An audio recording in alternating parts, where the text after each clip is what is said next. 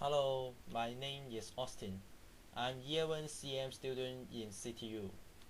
This summer, I was given a precious opportunity to have an industrial training at PolyU.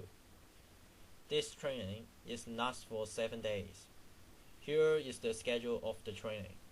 We are supposed to train in 6 different aspects including formwork and scaffolding, concrete, structural steel, non-destructive tests and anchoring, and brickwork and plastering. Day 1. Formwork. First of all, the instructors introduced several materials for making formwork. They are timber, steel, and plastic. Another one was responsible for the introduction of hand tools. Then, we were divided into 4 groups to make our own formwork. Here is the detail of our formwork. We are required to make a formwork with designated dimension. The dimension must be accurate, otherwise, the plywood could not fix it together properly. I was responsible for the tempering nail, which helped to fix 2 plywoods together. Day 2. Scaffolding. Before we did anything, the tutor explained how to use guide rail first, since it could protect us when you was working at height. Afterward, we were given an evaluation of the scaffold, which was lead to erect. We had a briefing and discussion first, and then we start to erect the scaffold from the bottom to the top. This task was not an easy one, since it needed teamwork and physical power, but we were very happy and enjoyable. Finally, we finished and everyone had a smile on our face. Day 3. Concrete. The third day of our training was a relaxing day, since there was not much work no. The main task was casting concrete within our formwork, which done by last 2 days. Here is our calculation of concrete volume.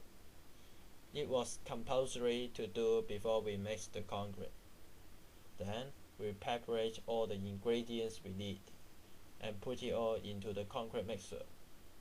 After that, we start to fill up the formwork with fresh concrete and eventually we did. Day 4. Concrete. This day of training mainly focused on reinforcement. Before we went through this main topic, we need to conduct a concrete cube test. This picture will show you the failure of the 1-day concrete. After that, we were going to check our concrete whether it was up to standard or not. Lamentably, our product was not up to standard. As you can see, there was honeycomb, which means vibration was insufficient during the concreting. In the afternoon, we needed to complete 2 tasks. For the first task was making shear link. We followed the steps on the whiteboard to make a shear link. The second task was reinforcement fixing. It was more difficult from the previous one because it needed a leader which had a clear mindset to arrange the work. But finally, we got it done. Day 5. Structural steel. On this day, we had got a lot of chance to try and practice. We could try cutting of steel, welding, drilling the hole. After seeing a lot of demonstrations done by the tutor, we were required to make this steel chair. I was responsible for welding part. It was not easier at the beginning because we were lacking in experience, but it was very interesting and the feeling is so great. Day 6. Non-destructive tests and anchoring. This day has separated into 2 parts. At the morning was an NDT part.